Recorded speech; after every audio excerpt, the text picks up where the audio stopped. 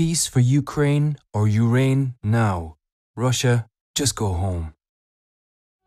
Giá thơm mùi sữa mật, môi hồng như châu sa, trán rộng miền cát trắng, tóc xanh tựa lụa la. Okay, you have some story, you have some story. Okay, there was a king who was very rich and had everything he wanted. But he felt that he didn't have enough. So he asked his wise advisor to give him a ring, or give him something. A ring or a bracelet that has a very, very special effect. Like if he's happy and he wears that ring or the bracelet, then that will make him sad. And if he's sad and he looks at the bracelet, and it makes him happy. Just like the thermal flask. Keep hot things hot and keep cold things cold. Oh, the wise man didn't know what to do. It seemed a very difficult proposition, no? Or not? What would you do? What kind of bracelet to give the king? He's a king, you don't give, you die. Eh? So what kind of bracelet would we give that kind of king? What do you think? Tell me, you are the wise man. Huh? No? Don't know? Don't read books? It's in the book. Okay. Yeah, they met each other, yeah. They went to a meeting with each other and they decided they would make him a bracelet with an inscription on it. What kind of inscription? You already told the story. You heard a story? Similar, you talked about it. He put down something like everything passes. This too shall pass. This too shall pass, yeah. So when he's happy, he looks at it and he knows, oh, it won't last anyway, so he becomes sad. And when he's sad, he looks at it, oh, even the sadness will go away soon, so he'll be happy again.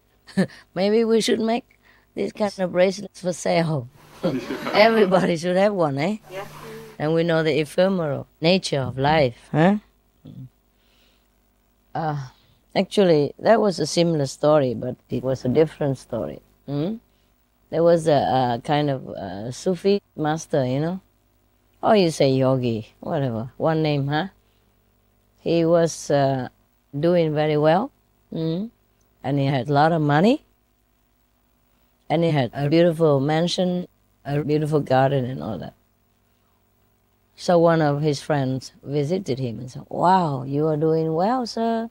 You have a big mansion, a beautiful garden, all kind of people to help you, and everybody respects you so much. And he said, oh, this shall pass. And a few years later, that friend came back.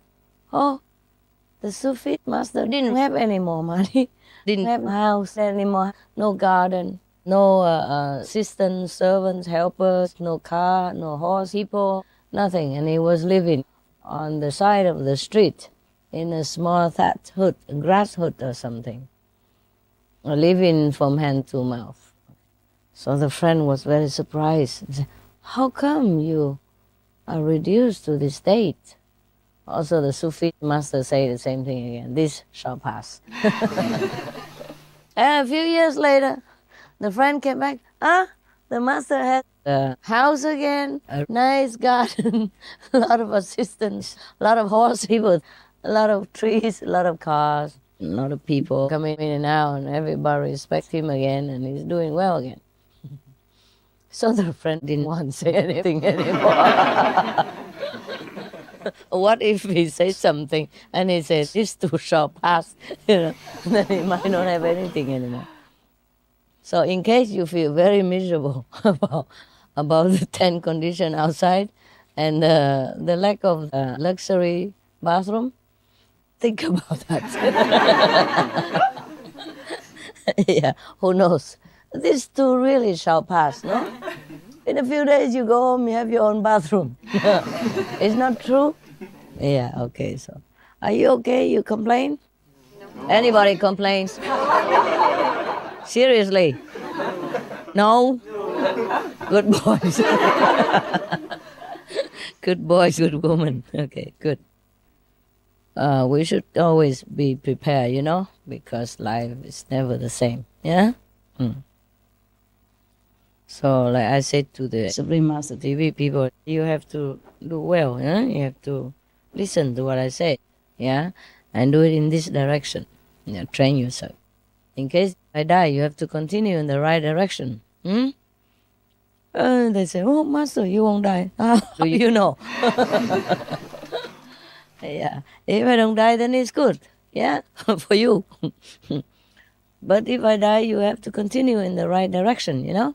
In the beginning, if you don't listen to me, later on you will, you know, go astray from our path, and it's no good, is it? Huh? No. Okay. You know, when you call somebody master or teacher, you should listen to what she says, huh? If what she says is correct and right and doesn't harm you or anybody, then it should be okay, and you should listen. You can't just call somebody master and then always do against, in the opposite direction. Then it's just empty words, yeah? It's bad for you even. You won't get anywhere with such an ego. I told you already, ego is the one that separates you from your true knowledge. Yeah. The more humble, the more yourself will be revealed. The real one. The real one. Okay, there's another story somewhere.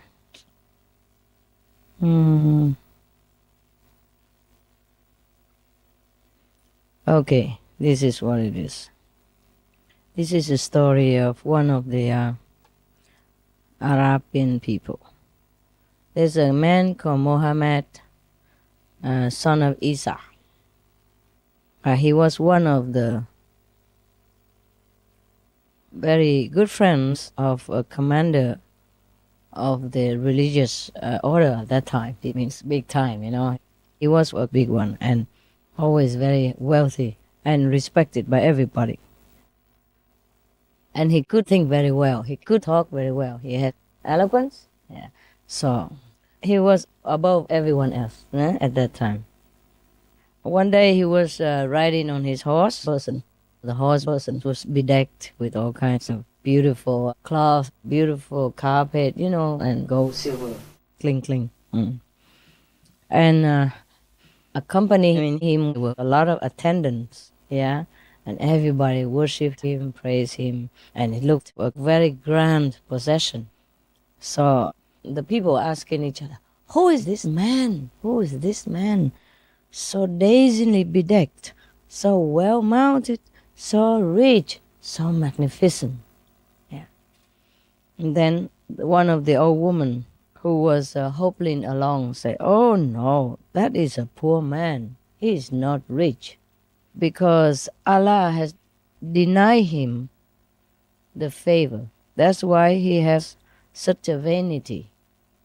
After hearing this, Muhammad, the son of Isa, dismounted at once from his gorgeous horse person and admitted that indeed this was his condition. And from that moment, he abandoned all desire for outward show and wealth and lived a humble and simple life devoted to God's knowledge. Lucky guy. Lucky guy that he knows he has a problem. Yeah? The one who knows he has a problem will be cured of problems. Yeah? The one who thinks he doesn't have problems, dies with problems.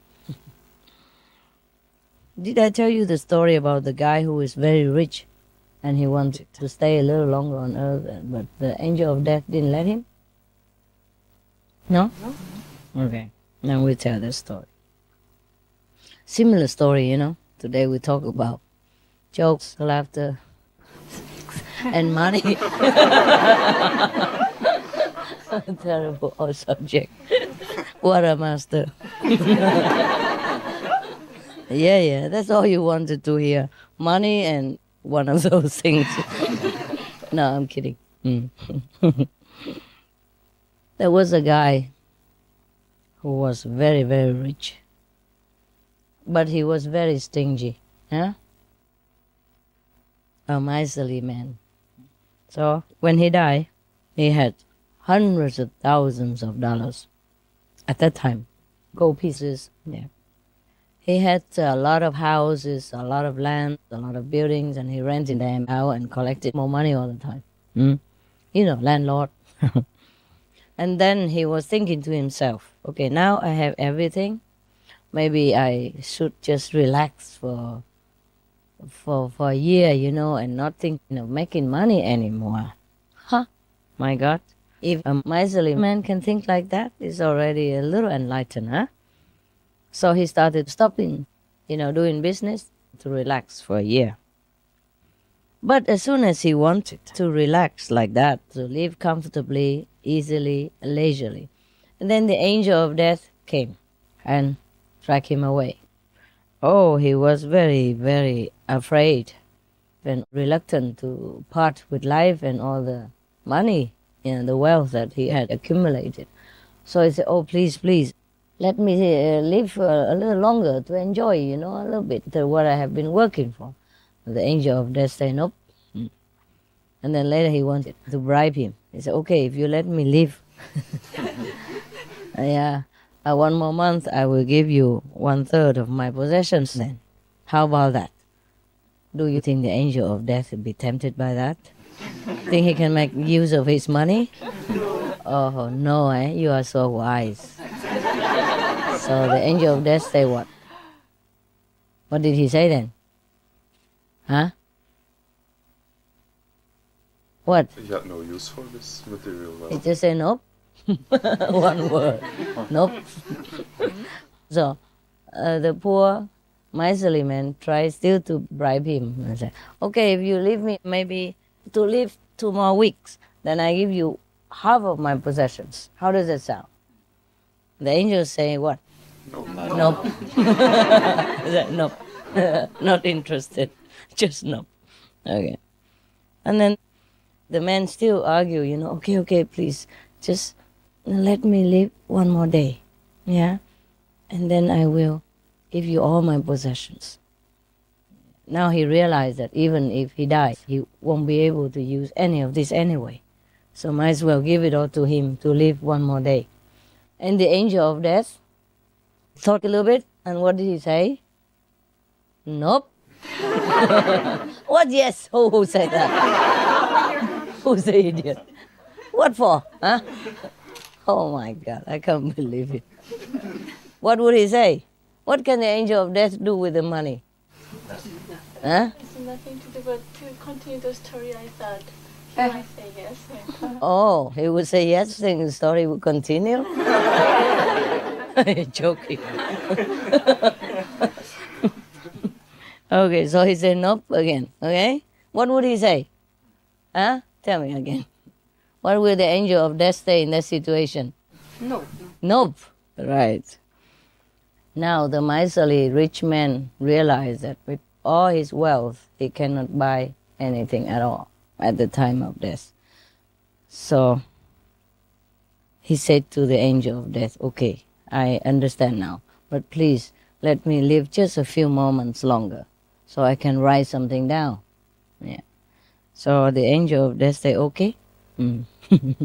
Simon said yes. So he sat down, grabbed a pen, got a notebook and wrote down something like, man, he didn't say woman, Sorry. Man, make use of your life. Yeah. I could buy not 1 hour for $300,000. Gold pieces. So make sure that you realize the value of your time. You understand now? Yes or no? Yes. Okay. How do you understand it? Tell me. Tell me. Huh? One of you. Any of you. How do you really understand this story? Don't just yep, nope. Have to really understand. So how would we make use of our time then? Find God. Practice spiritually. What? Practice. Find God. Find your true Find self. God and yourself? Sounds very classical. Anybody else have a brighter idea? Huh? No? All this eloquence is gone. Who cut your tongue? That's it? Huh? All the things like time and love are not for sale, not for buy. Time and love? Does it say love in here? It's only about money, honey. So what is your meaning? Well, that they're not for sale. So the more money you have, so much money you can buy it anyway. So if you have it, treasure it because it's priceless. If you have money, treasure If it. you have time and Time. love, then treasure it because they're priceless. Yeah. Do we have time? Huh? And we don't know how much. Yeah, normally not. But what do you do with your time normally? Life is a gift and make something out of it. I know, but how? What? Help others. Use the money to help others, maybe. Talking is nice.